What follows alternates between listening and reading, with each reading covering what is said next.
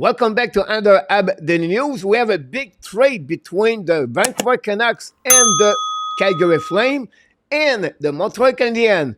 Very happy about that trade. Could benefit of that trade between the Canucks and the Flame. Let's dive in talking about the subject of the day.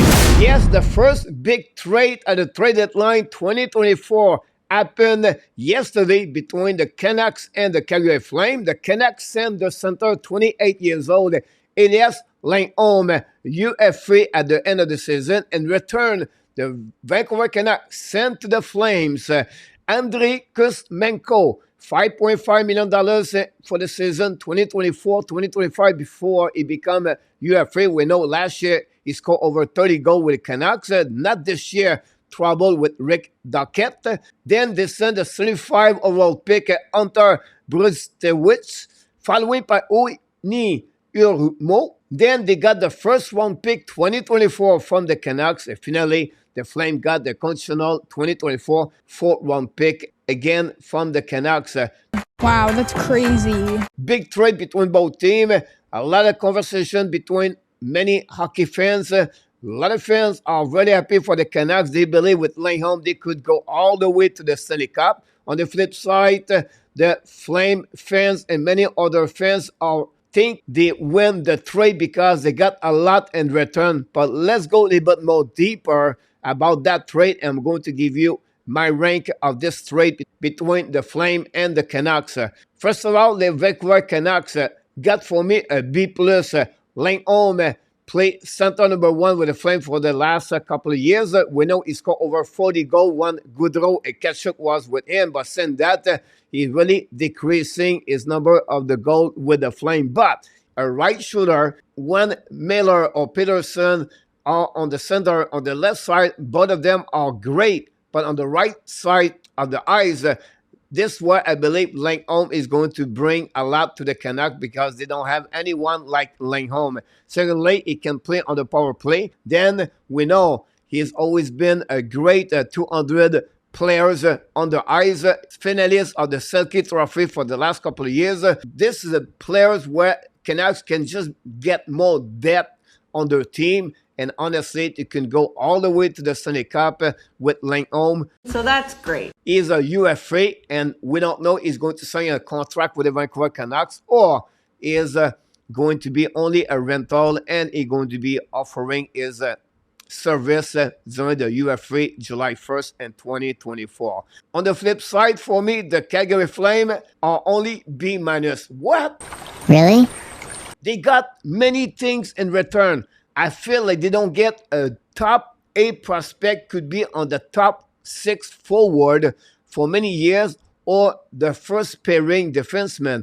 Yes, first of all, they got a first round pick 2024.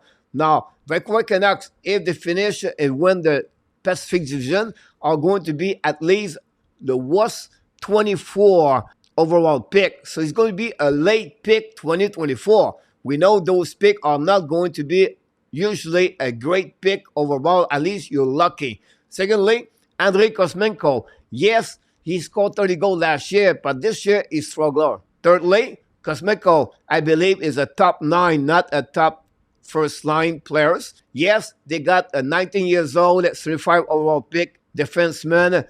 He has a 68.48 game approximately with the Kitchener Rangers. In my opinion, is a great offensive-oriented, can play on the power play, but is not physical. This is one reason the Team USA did not keep him at the WGC at 2024. His lack of physicality is the biggest problem. He is not a big defenseman. On the flip side, Jurmo is a big defenseman, draft 82 overall pick in 2020, 6'3", 190 pounds, but he does not have the offensive side of the game, and he's not too much physical. I feel like Jurmo is not going to be a big impact for the Calgary Flame. And finally, the conditional 4-round pick 2024. So my problem with the Flame, yes, they get asset, but not top asset or a top 8 prospect. We'll see what could happen for the defenseman Hunter, but right now I feel like Calgary did not win that trade. I have to give this for the Vancouver Canucks. That's the reason I give them B plus versus the Flame, but minus B. But this is a great news for the Montreal Canadiens. I feel the Montreal Canadiens are the winner. Oh, God, that's good. Of that trade. Why? Because now Sean Monahan become the best center for the trade deadline in 2024. So many teams are going to knock the door if Carl can use to get Sean Monahan. I feel Hughes could be really patient and wait to the right deal to trade Sean Monahan under the team in NHL.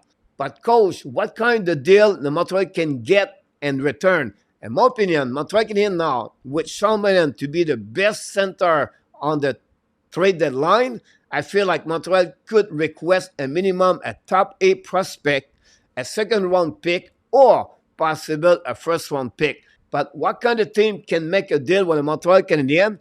But I feel like they have 4 teams, in my opinion. The only team I see in the Eastern Conference can get a trade with the Montreal Canadiens is the New York Rangers. Yes, other team, but I feel the best matchup for the Montreal Canadiens, it could be the New York Rangers, Kako in return. We know Kako scored 18 goals last season, but obviously, again, another year with injury, and I feel like the Rangers are ready to trade the second overall pick, Kako, and I think Montreal could add a big winger like Kako in the lineup. He's only 22 years old. Now, I feel other team in NHL could make a deal with Montreal, and all those teams are more in the Western Conference. And let's talking about the Winnipeg Jets. I think the Jets would love to get a Monahan in the lineup that would bring the depth on the offensive side of the game, and that will add a player where they don't have to spend too much money. And in return, Montreal Canadiens could request to get Brett Lambert or Chaz Lucius. The problem with Lucius is he got many injuries in the last couple of years. That's my only problem. Lambert, a 30 overall pick by the Jets, could maybe trade to the Montreal if they want Monahan. 2 other teams, I feel like Vegas Golden Knights could be a long shot, but if I was Montreal, I will request Sapo Valiv from the Vegas. We know he's a Czech player, draft 48 overall pick. Not a great year in OHL this year, but still a big winger, 6'3", 190 pounds. I think it could be a good fit in the future with the Montreal Canadiens. And finally, the Los Angeles Kings could be another team. Montreal could make a deal to get in return Kaliev. We know Kaliev requests a trade the last couple of days, and that could be a good fit. It's another big winger, 6'2", and bring some dimension for the power play for the Montreal Canadiens. And we know in the last couple of years with the King, he scored an average of 13 to 15 goals per season. And he's only, again, 22 years old. Yes, big trade between the Vancouver Canucks and the Flames. But the winner today for me, my friend, is you team, you Bleu Blanc Rouge, the Montreal Canadiens win because now Sean Monahan is going to be the top center at the trade deadline. Now, for Monahan could resign with the Montreal, possible.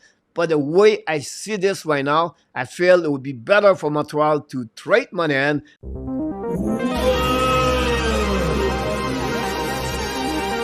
And that's concluded, my friend, the subject of the day. Here we go, guys. I would love to hear from you. What do you think about this episode?